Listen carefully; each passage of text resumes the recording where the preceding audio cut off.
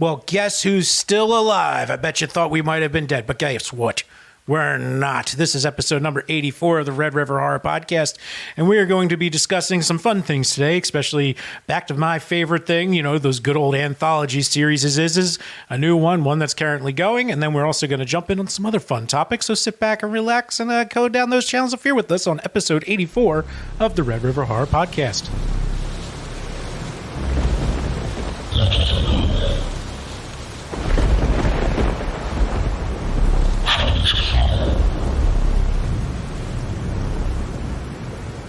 And welcome back to the Red River Horror Podcast. Once again, this is episode number 84.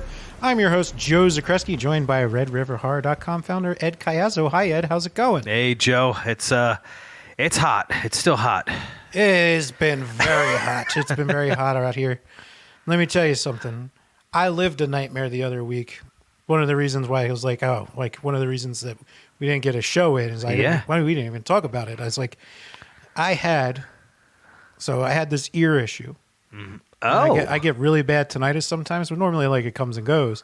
We're talking 6 days, nonstop high pitch in my ear. Like couldn't had to take like sleeping aids and stuff like that just to fall asleep because it was relentless. Dude, I never knew that. I am sorry. I didn't talk to him. I didn't really talk about it. My wife knew, but that's because I was taking medicine and stuff to fix it, and now I'm fixed. Does the medicine help? Yeah.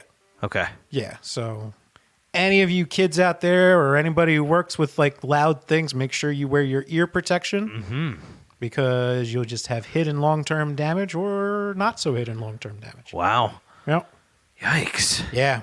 So. All right. So heed those warnings when you plug your earphones into your computer and it says, "Are you sure you want to turn it up this loud?" Yeah. Just be like, you know what? You're probably right. I shouldn't. Approach with caution. Yeah. Approach with caution.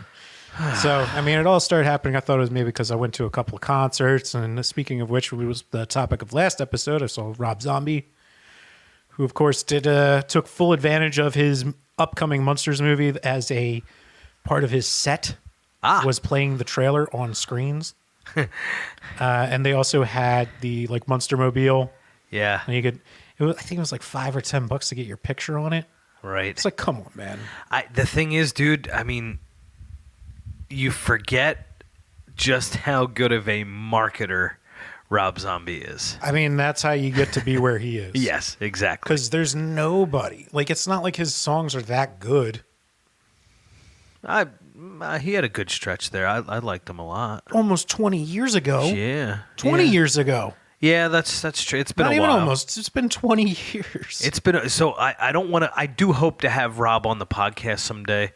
Hey, so if we're doing 2 straight episodes where we're mad at Rob for something, I'm not mad at him for anything. I'm just saying it's like he keeps doing his thing and there's nothing stopping him. No. So it's like good for you. He knows how to sell merch. He knows how to sell things. So I wouldn't be surprised if the Monstermobile they were charging $10 a pop. Yeah, I think maybe one of the reasonings behind doing something like that is probably keeps the crowd down. So that way it's not like a huge line of people or people like jumping in and trying to... Yes. Honey, look. Yeah. It's that thing you like. Yeah, so that was a really cool nostalgic show, headlined by Rob Zombie. Opening acts were Powerman 5000, whose singer Spider is He's his brother, right? The brother of Rob Zombie. People always said it, but this was in the not to interrupt you, but when people said that, so Spider's Rob Zombie's brother, I'm just like, no, he's not. Shut up. Yeah. And the thing is, like, at the time people were saying it, you couldn't just pull out your phone and be like, yeah, he is. Look. Yeah. So I just ran with that for years and never looked. So he's his brother. Yeah. Okay. So, and then there was the other one where it's like they thought Wayne Static was also a relative, like that was another rumor. Yeah. That's not true. So Wayne Static being related to Rob Zombie is not true.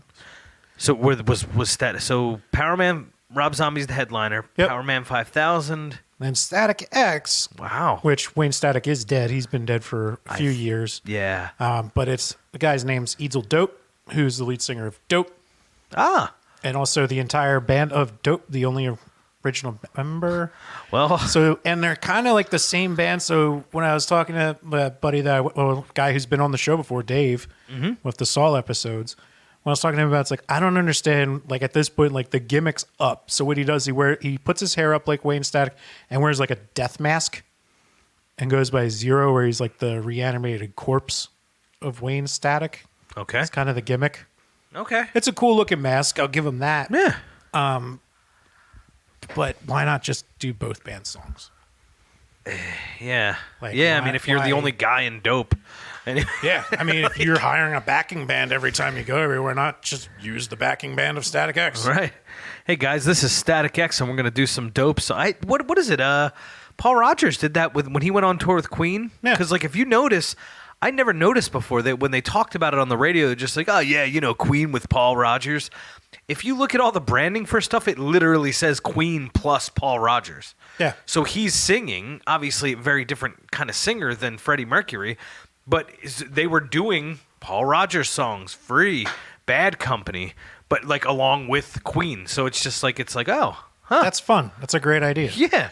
So yeah, well, why the hell not? That's you might have just given Static X and that dude Dope a great tour idea. So yeah, they are going to be on tour together.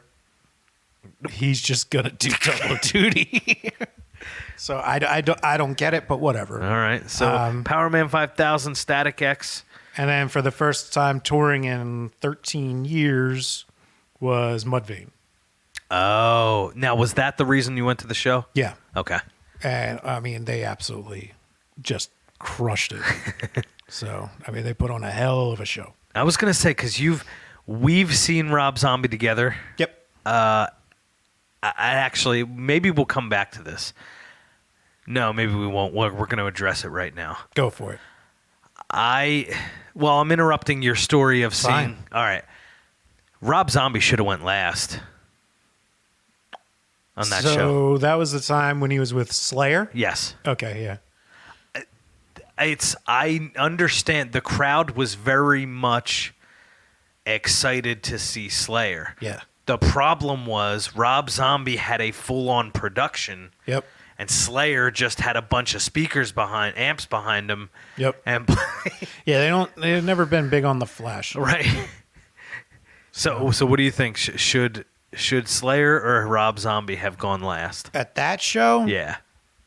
I mean, I was pretty happy with Slayer going Okay. last. I mean, but then again, that's a band I've seen a lot. Right. A band I like a lot. Oh, no, I'm not taking away from either of the. I was. So I've seen Zombie close a bunch of times too. Like I saw him in a more fitting scene. Like it was kind of interesting for him to be on tour with Slayer. Yeah. And I think that specific tour was like it wasn't a big tour. They just did a bunch of like smaller cities. Right. Like for instance, the one we saw was in Reading. Right. It was like a tour in between tours kind of thing. Okay. So that might be why I was kind of like that. I don't know. But I saw him with Marilyn Manson. Okay. And then he was the closer for that. And then also Alice Cooper. And he also closed at that. Wow. I mean, he's kind of like, the 90s, 2000s Alice Cooper. Wait, how many times have you seen Rob Zombie? 5. Wow. He's been around for a long time. Yeah, I always forget that. He's like not young. No. But that's, I mean, God bless him. Yeah. I think he's vegan. That's what I got to do. Yeah, if we just polished off some hoagies. Shout out to our not sponsor yet, TNF Hoagies in Philly. There was actually a really funny picture that my wife Melissa had sent me. It was something she saw on Instagram. People find things. Sure. It was. Oh no, I can't remember the exact caption. So it was a picture of Rob Zombie, and he looked like a drawn out, like dried up, like Jack Sparrow. Like it was clearly like a daytime shot of him in the full gear, and it said he looked like a dried up Jason Momoa. But I can't remember. There was a little bit to the language that made it funnier than what I just said. Interesting. Well, either way, we love you, Rob. Yeah. Yes. We love you. And then John 5.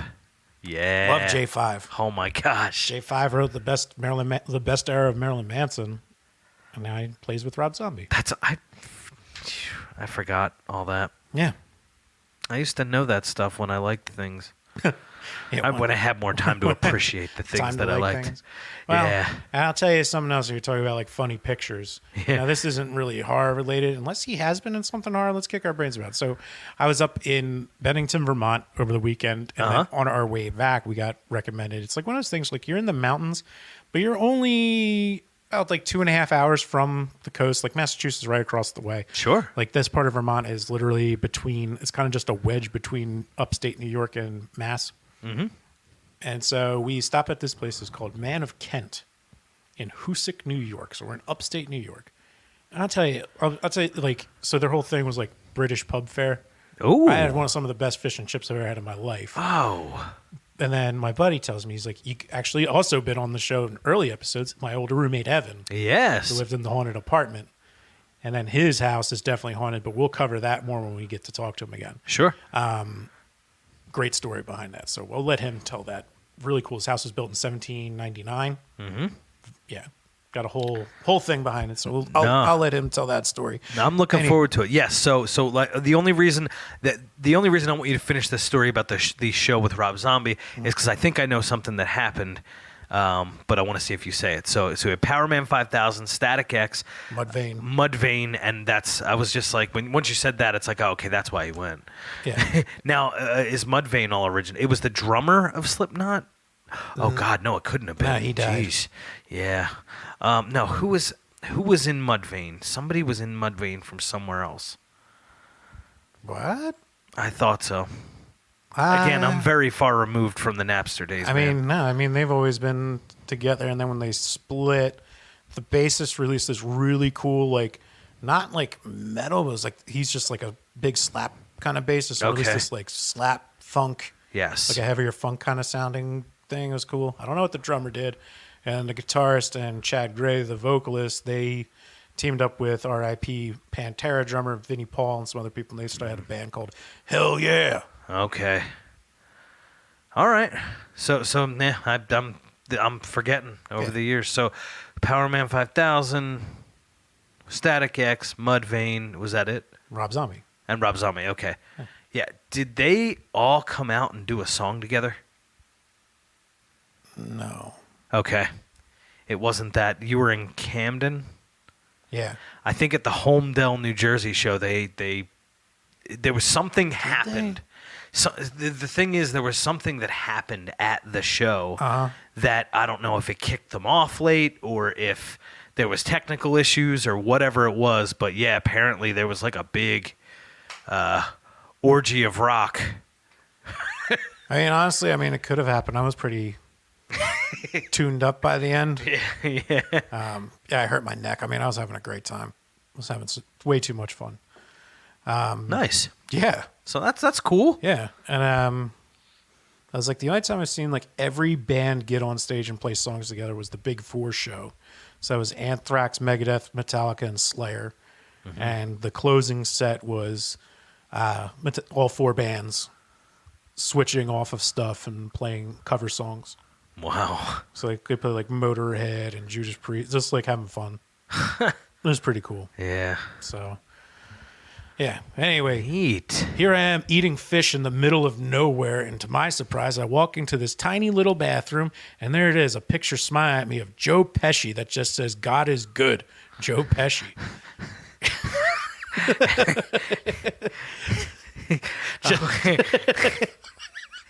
Yeah.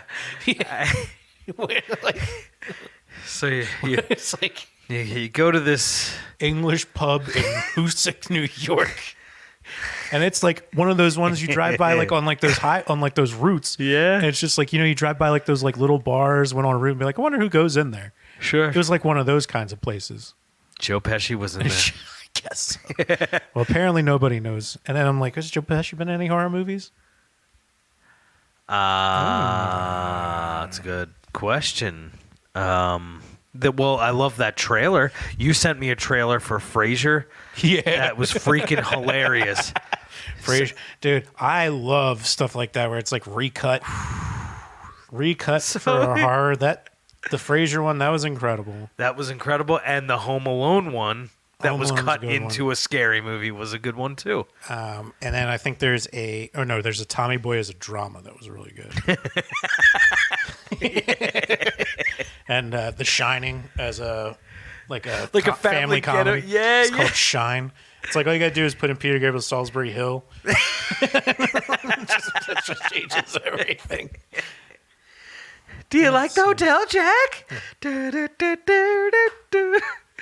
Let's see. Has he done horror? So you got some Lethal Weapon, of course. Joe Pesci and horror. I don't know if we're gonna get anything here. I don't think so. Like Gone Fishing, you could do a 6 Degrees of Separation. Danny Glover's been in some horror films. Yes, he has. But Joe Pesci. Yeah, no, he's mostly like the drama, horror, not horror, drama, comedy.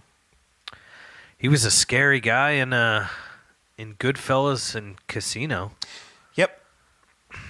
That's just his thing. Yeah, he did that, and then he became a funnier guy. Yeah. And then as he went along. Yeah, it's all good. Joe Pesci. But hey, I mean, they put his picture in the bathroom. Yep. Signed. In a frame. Mess up. That's in a British themed pub. God is good. God is good. Joe Pesci. So anyway, speaking of things that are funny, What We Do in the Shadows is in full swing, and you can check that out on FX and Hulu. If you don't know how much I love that show, you can ask me about how much I love that show, and I'll tell you how much I love that show. It's fantastic. Most recent episode was brilliant. It's done something where it's coming into its 4th season, and it seemed like it was running out of time by like the end of season 3, and just did things. They're just like, well, that revitalizes a whole storyline, and that's going to be great. And it has been great so far. So, everything with the one character, Colin Robinson, makes me fucking crack up. I can't explain it. So no, I know that show is popular. I think I watched the first episode not last year, the year before. Just with me and TV shows, it's hard, but I will catch up to that one. Everybody says it's really good. Yeah, and so it's a show. And I say it to everybody, it's not one of the shows where it's like, like it gets like, just stick it out. It's like it gets better in time. I think every show's that way, where it's like I don't think you can really judge anything by its first season too much. Sure. Of course, I mean networks have to. That's why so many get canceled after one season. Sometimes not in the right way, but hey, who knows? Not a lot of shows start off that great. Nah, except 24 except Ozark, which the best scene of the entire series is the first 10 minutes. Right. Never got better from there. No, but 24. I think Watch Mojo. I was surprised. Yeah, they did like a best first seasons type thing, and 24 was number 1, or that best makes last sense. episode. But I mean, that first season was, it's very unique. Yeah.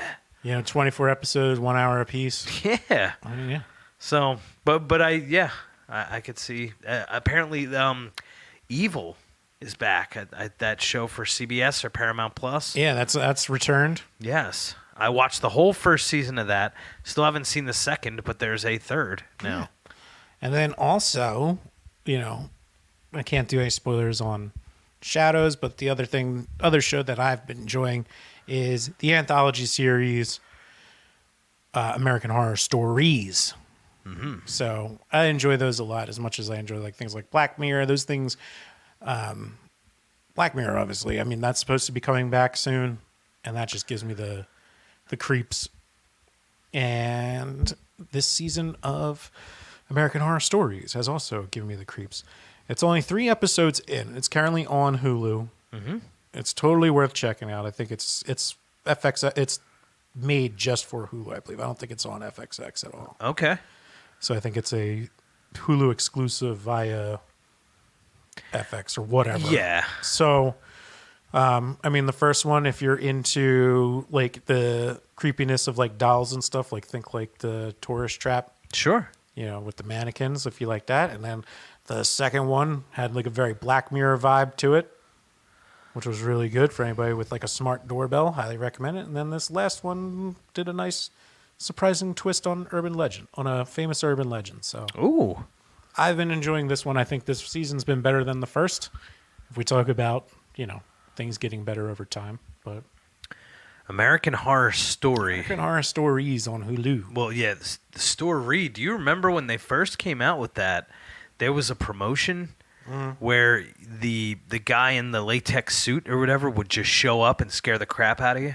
Yeah, do you remember? We signed each other up for that too. Well, yeah. So because that was the thing. It's like we had to ensure that it was going to get carried out. They made you sign just like, can you do this? So if we say, because we both worked at a beer distributor at the time, and it's like, oh my gosh, it's like the perfect spot. Because when you're there by yourself and you're loading up the fridge or whatever, like it's easy to pull that off on a late night. So anyway, we signed each other up for that contest, knowing, and I'll never forget the one thing you said to me. You was just like, yeah, no, dude, I'll do it. But you're too paranoid to let something like that happen. That's true. So that's true. You're very much you're ready. You're something's behind you at all times. You're ready for something to be behind you at all times. Right.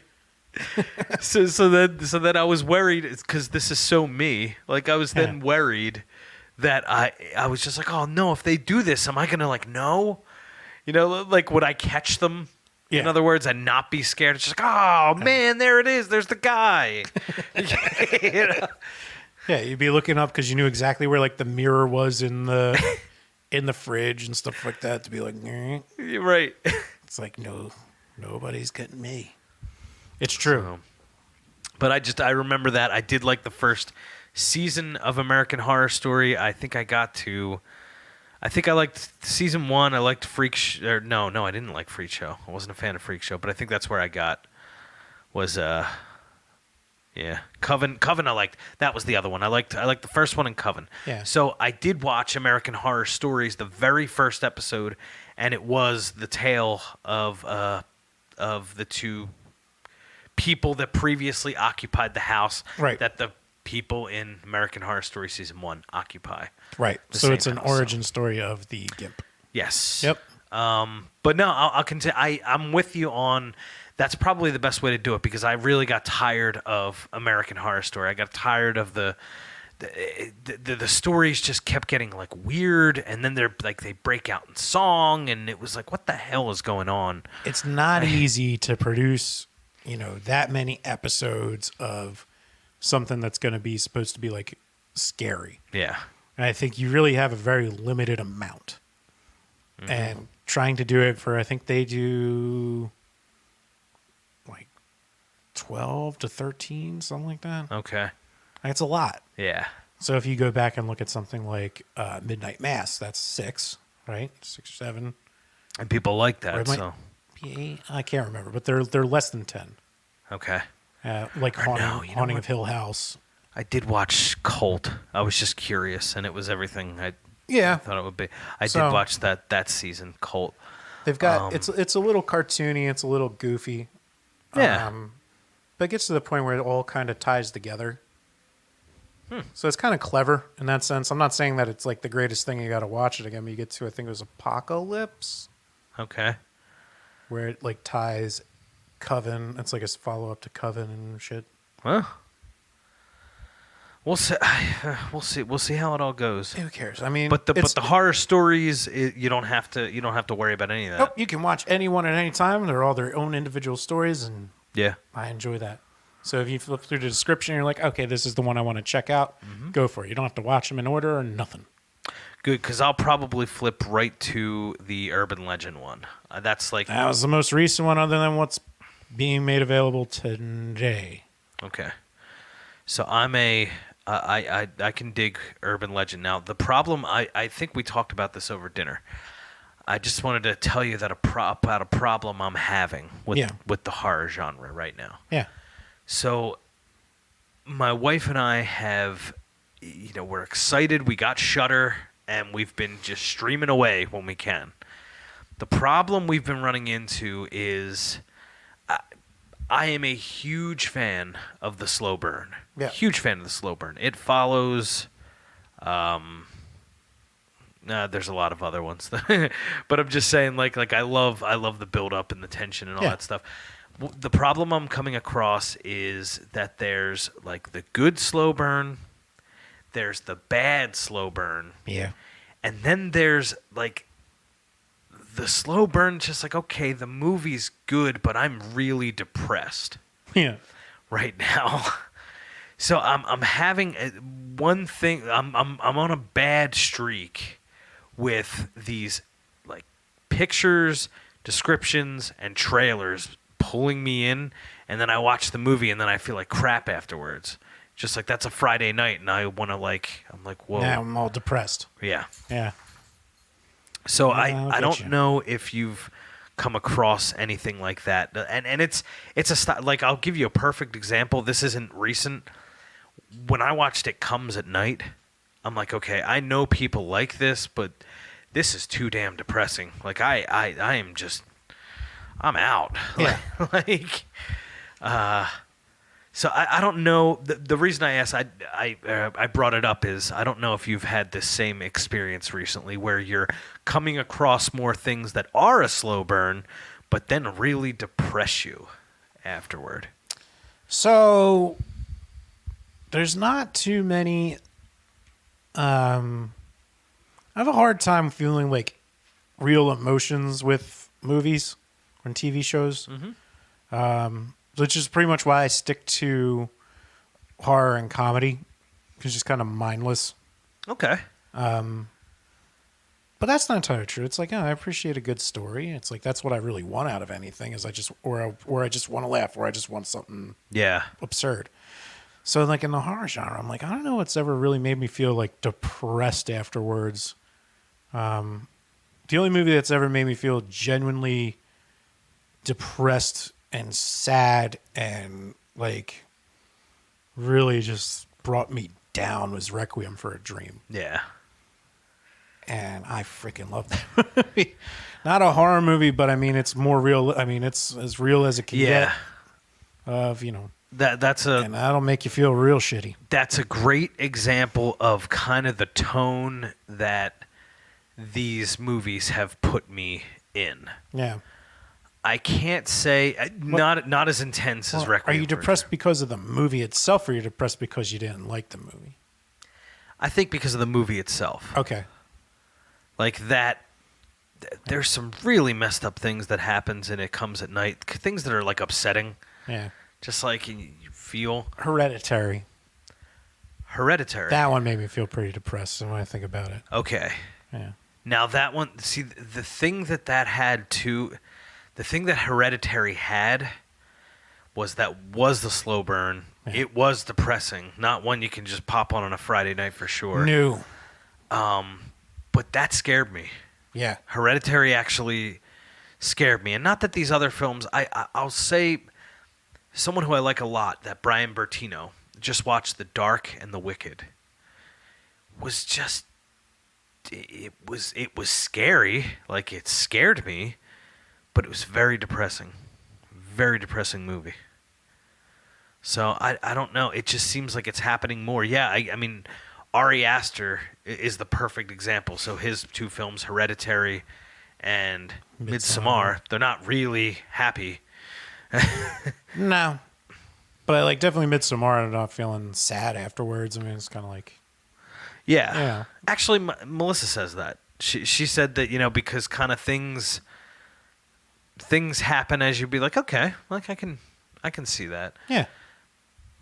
But yeah, I'm just I want this is a very random explanation, but sometimes, and I haven't seen it there's a lot of movies that I haven't seen and I want to watch something and it comes time to pick what you want to watch. I end up more times than not with the depressing thing when all I want is just like a Jason Lives Friday Part 6, Yeah. Like a good goofy slasher. It just makes it feel like Friday night. Like you got the pizza, you got the soda, the popcorn, like just something that feels Friday. Yeah. And I've been running into a lot more things that do not, and they're just like, oh man, like, and it ends, and I'm like, Yeah, I'm gonna go to bed. Swing and a miss on your entertainment. Yeah. Yeah, I mean, I think one of those things that you got to do is like, if you're going horror, I mean, you have to make sure that you're going slasher. Yeah. Because like if you're doing anything like ghost related or anything haunting, it's gonna take a while, and can go either way.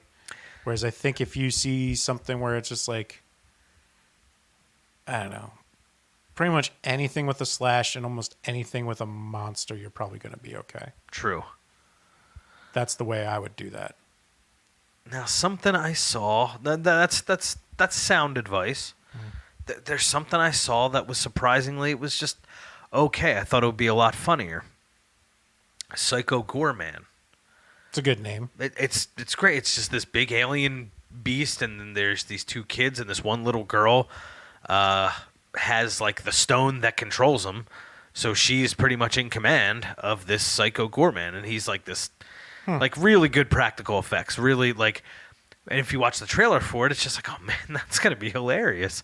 And I was like, it was funny at times, but some of the characters, they're just like, I don't really care much for these. But I guess do we really need to talk character development and something? No, definitely not. Psycho Goreman. What am I doing? I mean, that you're watching that for those, 2 or 3, Yeah. hopefully gems in there. Yeah. Yeah. It can get tough. So, I mean, the one thing that I feel like I've been missing on is like a lot, like something more action packed, whereas there's like titles that have like action in them that I don't think that's that good and doesn't really make sense. So, which would be, the Halloween Kills, Halloween 18, well, more so Halloween Kills. This last year's Texas Chainsaw Massacre. Yeah. Yeah. So that led me to checking out, also on Hulu, the new Predator movie, Prey. Oh, Prey. Yes. So we have a review from Stacey Lane Wilson up on redriverhorror.com. Yep, you can check it out. Check that out. Read her write-up. She gives it 4 out of 5 boats, which is a very strong review. So I will discuss it with people, but I highly recommend checking out her write-up or watching it and then reading her write-up, which is normally what I do. So I'm going to have to read hers because after I watched it, I would not give it 4 out of 5 boats, but I wouldn't I wouldn't give it 1. Wow. But it was that week. Yeah, I mean, it just wasn't for me. Yeah. And I was hoping for some.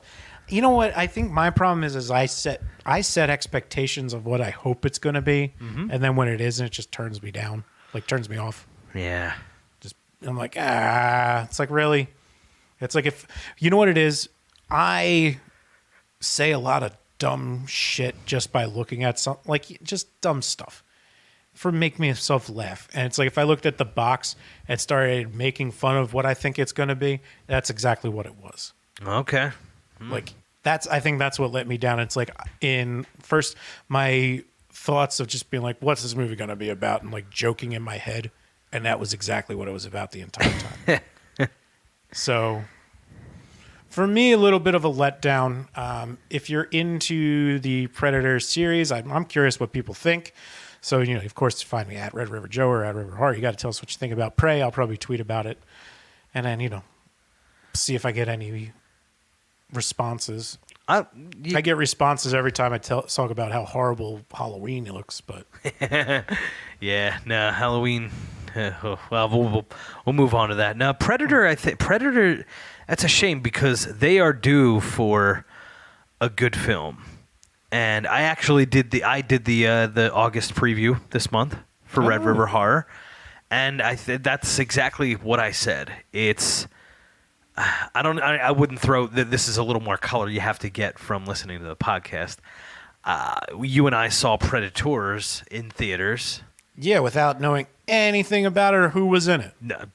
No, and that's the beauty of the pulling up your phone and looking things up world, because we did the same thing with Alien vs. Predator. I don't think I saw a trailer for it. We were just like, oh, let's go see it. Yeah, absolutely. Yeah. So Predators, same thing. I enjoyed Predators. I didn't know until now, where you can read everywhere online people's reviews of it, that Predators does have a more favorable rating than non-favorable rating. Yeah. But people took issue with, Adrian Brody being the main tough guy. It's just like, how is he a freaking mercenary? Sure. So it's just like, okay, like I didn't think of that. When we went to see it, I didn't think it's just like, it's freaking Adrian Brody. It was... Yeah, and around that time, that was after The Pianist, when like he was like getting Oscar noms and stuff. Be like, oh shit, it's the dude from The Pianist. Right, like he was either getting really hot or just was. Yeah, I mean, I really didn't think about it. Neither did I. So that's what I'm saying. Like, there's these things with the Predator itself. I want so bad for there to be a good movie because I like Predator. Did not like Predator 2. I don't know many who do. If you do, great. Yeah. Whatever. I love Danny Glover. We talked about him. I love Danny Love Glover. that guy. Predator. So I guess would the third Predator technically be just if you were to buy a box set? I think it would go right to AVP. That's what I think too. Yeah. So Predator 1 or Predator 2. Yeah. AVP, which again, that was fine. Hey, we had a lot of fun with that. Yeah. We talked about that in when we did our verses. Exactly. So I mean, that movie, like that's what I'm talking about, where it's just kind of dumb fun. Yes. So whereas this goes back to the more serious tone, which you get in Predators. You do get that in Predators. Yeah, you're right. This goes back to the serious tone, and it does like a nice back in this, I think it takes place in 1701 or 1790. It's Comanche Nation, right? Yeah. So it's before the United States was established as the United States. Yeah. Things were more wild, I guess. Well, I mean, the main cast is mostly Native Americans, so right. Or indigenous. Yeah. Indigenous, yeah. So I mean, and it's the ideas there. I just don't think it was really well done overall. But that's just this man's opinion. Totally worth checking out if you want that. If you just want a Predator movie. And that's there's my problem. I guess we haven't really had time to say what the hell kind of Predator movie do you want? Yeah, and then also, why are we talking about it in all sorts of horror spaces when it's like Predator's not really horror at all? No. The problem is it gets embraced in that community. Like, I think it's osmosis, to be perfectly honest. Yeah, kind of like Alien. Yeah, like you see, because only the first Alien is really like, oh, this is pretty scary. It's sci-fi horror. Yeah. But yeah, Predator is not scary. It's not a scary movie. This thing taking these army dudes out. So it's like just big muscly men. Right. Dude, I completely forgot too, just because it's been a little while. Yeah. I did watch Predator again when Arnold Schwarzenegger and Carl Weathers shake hands, and it's just those big mitts, muscles, so over the top, dude. It's hilarious. It's kind of funny how that trend is just dead. Yeah. Like, I mean, there's still plenty of people who get jacked, like if you're into like wrestling and stuff like that, but like you're movie stars. Yeah. It's more of a trim compared to the bulk of the 80s.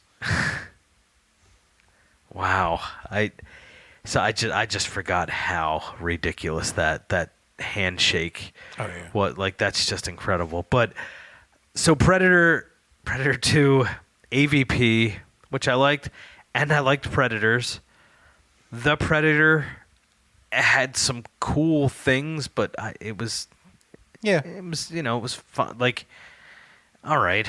The Predator would actually be, if you really ever just wanted to see the Predator mesh stuff up, that's like a huge Predator and right fighting each other and killing the humans and just like if you I'm talking myself out of this. I don't know. Maybe there's just a Predator for everybody. There is. I mean, it's one of those things where it's like you're just going to like what you like.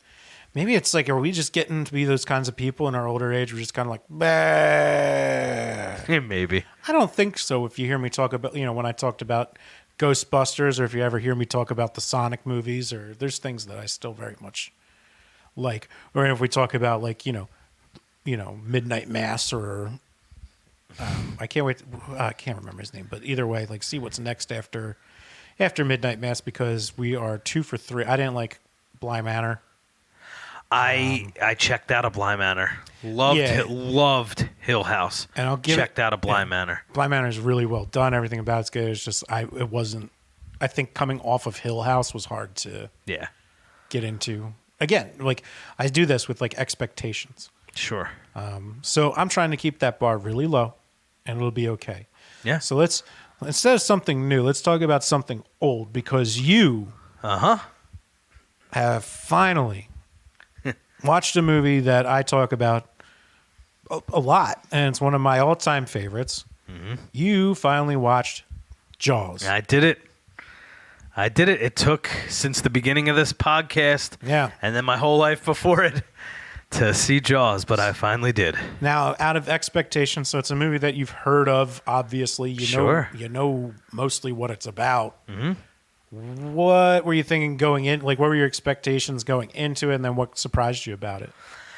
Going into it, I actually kept my expectations in check. Okay.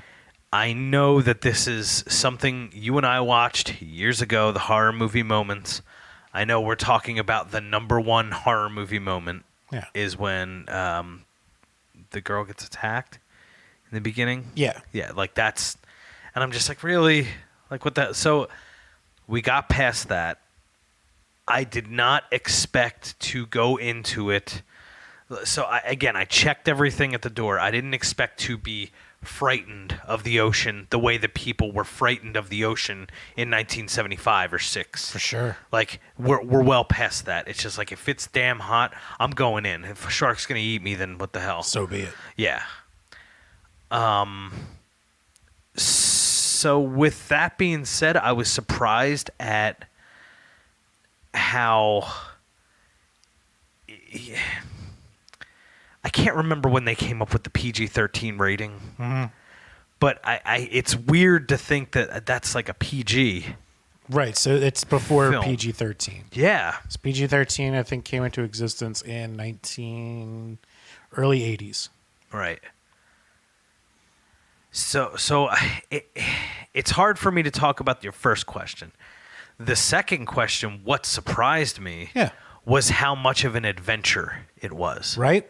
That's the thing. The first part, it's just like, I don't know, because I kind of kept everything in check. It's just like, all right, this is not my scariest movie moment. I'm not going to be afraid to go in the ocean. Yeah. It's like all that stuff you can go to hell with. Yeah. What I wasn't expecting was just what a fun ride it was. Right. I mean, once you get like, the whole build up, the first half is the whole build up and they're on land. And then once they get to the boat and they're out on the water and everything, like, you kind of feel like you're in there. And it's like one of the best scenes is like where they're just drinking at night. I love that scene. Yeah. Yes. So good. Yep. And the other funny thing is, like, so when we were kids, Richard Dreyfuss was, a well-known, movie star by then. Like, the movies we might have seen him in the 90s where it was like, What About Bob and Mr. Holland's Opus. Right. But it's like you can watch a movie like Jaws and it's like, oh, yeah, so that's why he was famous. Right. Because he's great in it. Dude, he was cracking me up. Yeah. Like, he was... when his character started, like, when he entered the fray, I was dying. Yeah. When he brings the bottle of wine to the dude's house and just his whole way of conversing throughout the film. He was an interesting character. Yeah, in a movie where everything is so... It's like, it's not like he's comedic... He's comedic relief, but not in a over-the-top way. Mm-hmm. Where he's just like... He's just a smart guy who just thinks everything's bullshit and, he knows that that's not the right shark and this and that and blah, blah, blah, blah, blah, blah, blah, blah. And they get on that boat.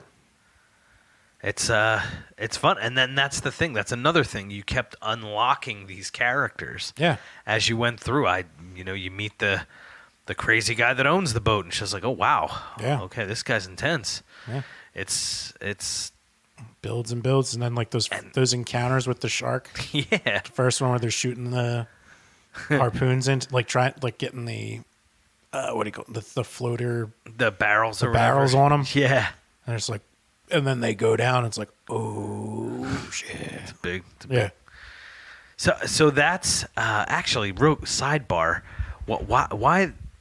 That was one thing I didn't understand, just because I just had to keep pushing forward with the movie. What was with the barrels? What is that supposed to do? They would keep them up by the surface, so it's like they get they're shooting barbs into him, and that's so it's like we can't dive. It pulls him back up for when he dives. Okay, so they're wasting all these barrels, and it's not coming up. Yeah. Okay.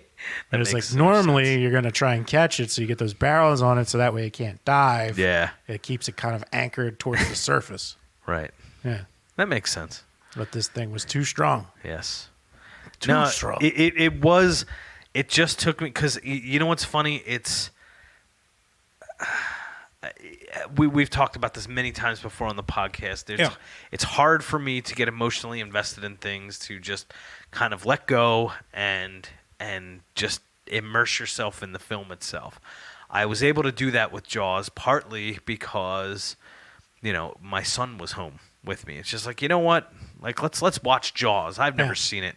What the hell? So we both just sat there and watched Jaws for the first time. Yeah, and it has just the adventure of it all is what I love about it. Yeah. Like getting there and then being like, you're in it. Mm-hmm. Yeah. And, it's one of those things where it's just like, oh, okay, that's why Steven Spielberg got big. Yeah, it's a pretty damn good film. So these guys make good movies. Yes. And it is rewatchable. Yeah.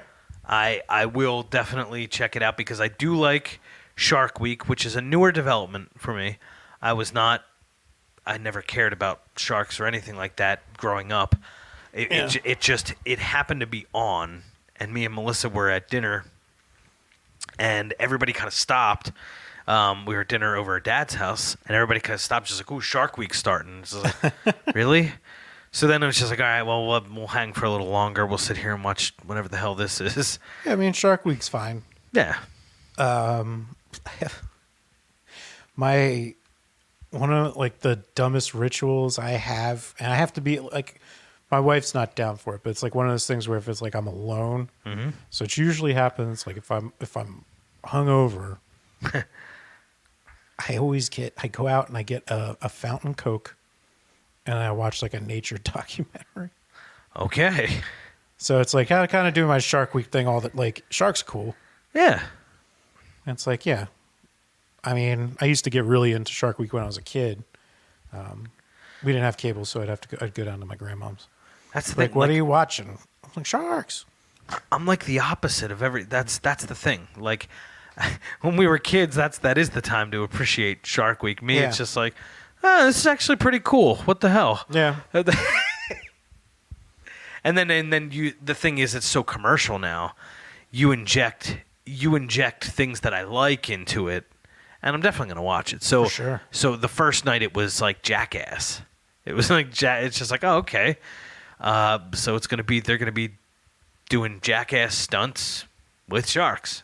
Fine. Okay. I think the second night or the third night it was the Impractical Jokers. It's like, all right, so now Shark Week's so commercial that, like, I was even watching some of the programming during the day at one point, and they played a past Shark Week episode where Guy Fieri was in it. So, so I'm like, that's I of course, when you were a kid, Shark Week was Shark Week, and just seeing these images and the just footage that you would never see. Like, now you can go online and look at live cameras on YouTube and whatever the hell you want.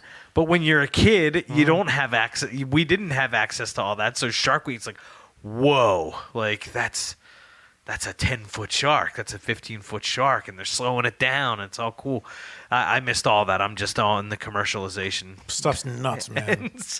Now here's the thing. So we're talking about the ocean, or maybe any body of water, what is your? There's some people who have like that total fear of sharks. Like, would sharks be your number one biggest fear in the water? Not at all. Me neither. You know, my brother swam with the great. He did like cage diving in South Africa. That's right. Yes, he got that real close up. I think he like showed it because we were at your parents' house that Christmas Eve. I literally picked him up from the airport, and we went to my aunt and uncle's and then to your place. Wow. Yeah. So, yeah. So I mean, that's pretty cool. Like it's like I don't know. I'm like, would sharks be the scariest thing for me in the ocean? I mean, for me, not a chance. Yeah, obviously, if we're talking about a situation where I'm stranded and they're circling, sure, but no. What would yours be? I think I hear in Australia they have poisonous water snakes. Sure. I mean, not freshwater snakes, like sea, like ones in the sea. That would freak me. I would not want to see a snake. They got crocodiles that go in salt water out there. Yes, they do, and that's scary enough. But the thing is, if I see and I'm not scared of snakes, but the idea of something not fitting, it would be like a shark being in the Schuylkill River. Yeah, just like whoa. That's not we're mixing. You're not supposed to be here. Yeah, right. So if there was a big enough poisonous seawater snake, that would freak me out. But honestly, I think something that's just majestic but terrifying, the Portuguese man of war. Yeah. Because those things are like, I mean, they I don't know, maybe it could be exaggerating hundreds of feet, but those tentacles are so damn long. Yeah, imagine getting wrapped up in that. Yeah. Yikes. So yeah, so I would say if the seawater snake exists out there in Australia, that would be number one. And I know the Portuguese man of war is a thing. So yeah, there's a lot of scary stuff in there. There is. Yeah, mine would be like, it's kind of like the thing where it's not so much like shark attack or anything like that, but it'd be like there's things we do as people that seem like harmless and innocent, like whale watching. Mm-hmm. It's like if one of those things just decides to do something that it doesn't normally do, it can take out the entire boat. Mm-hmm. And not only that, create like a vacuum that will just suck you down. And you will not come back up to the surface able to breathe. You're going to die. Mm-hmm. Like that. Yeah. So, or even if you don't die immediately, you're not going to have a good time. No, inside a whale's stomach. Yeah, not even in its stomach. Or like stomach, whatever. The way, like if it does like a hit and dive, like that's like one of the things. Like in like when you see like a boat go down and it's just like you see him like swimming away from it. It's like that that sinkage that creates a current, like its own rip that will pull you down with it. Wow. So it's like the surface of the water going down. If you're near like that ledge, you're going to go with. Whales are massive. Yeah. Yeah. So that would be for me. A whale? Like a whale? Yeah, a whale whale misbehaving. A whale, like, so you're out whale watching and that thing just decides to start coming at you or something. Yeah, just something where it just doesn't play. Yeah, not even on purpose. It doesn't have to be on purpose. For some reason, that just gets me. Yeah. Huh. Forget how vulnerable we are. It's like, it's not our natural habitat. No, the ocean's not something to mess around with. No. If they say this to stay the hell out because you'll get pulled. Yeah, and it's like do that. I think I've retired. Well, nah. I say I have, but I don't think I have. Retired from body surfing. So that's another one. I love doing that stuff. What's body surfing? You ride the wave, but you use your body. I'm not using a boogie board. So, oh, yeah. Okay. I go out and catch, put my arms out, catch the wave, ride back in. Yeah. Yeah. So everyone's got a horror story about that where it's just like, oh, well, my friend's uncle did that. And then, the wave took him down. He just hit his neck. And now he's quadriplegic. He hit his neck. Now he's dead. I never thought of that. Yeah. I always ride the wave. Yeah. Well, I mean, I keep my head up. I don't put my head down. Okay. I don't know how much that has to do with it. I've gotten slammed down pretty hard, but it's like I hit my chest. I didn't hit my head. Whatever. I'm going to be doing a piece, actually, Tubi, Tubi. Yeah. They sent me something a little while ago, so I'm actually going to write a piece for Red River Horror.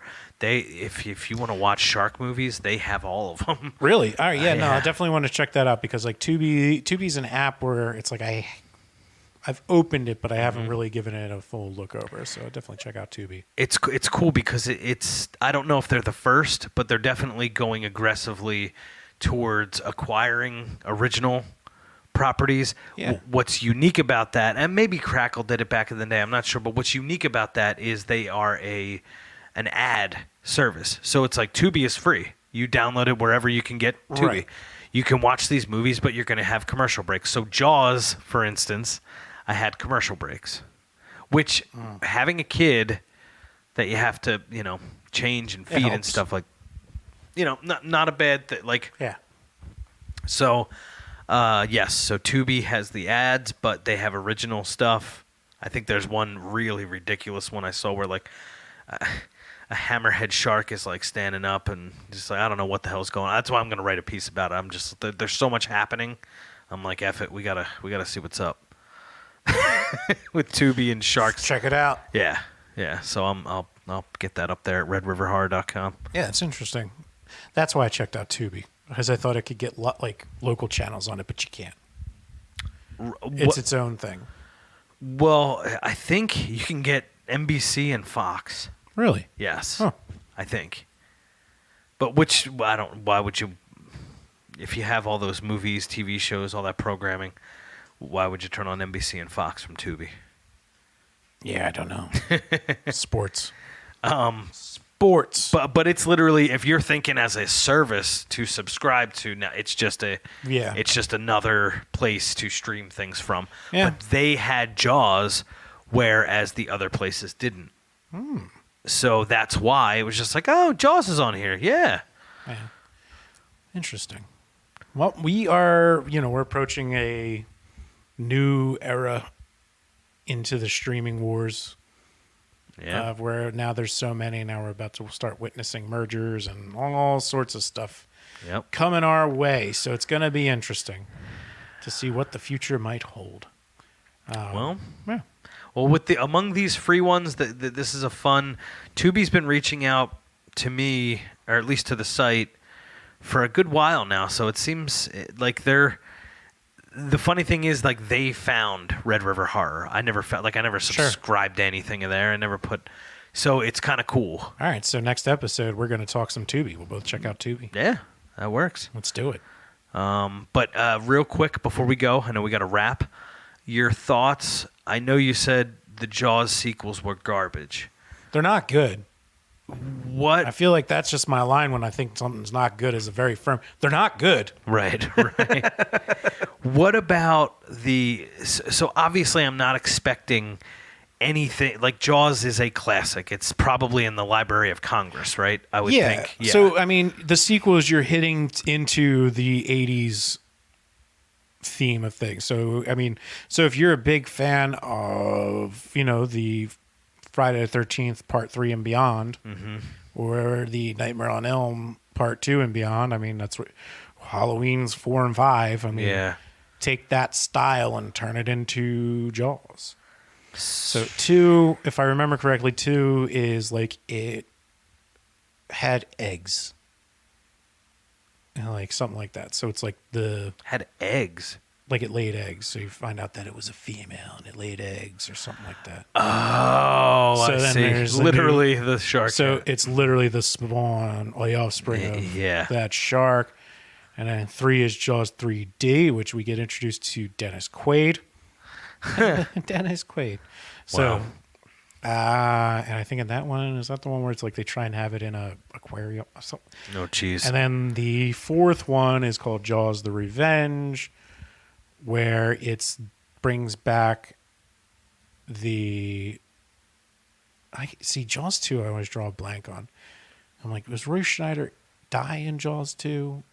or they just say that he was dead, and then it's the wife from the first one. I think Roy Schneider's in Jaws 2. I believe he dies.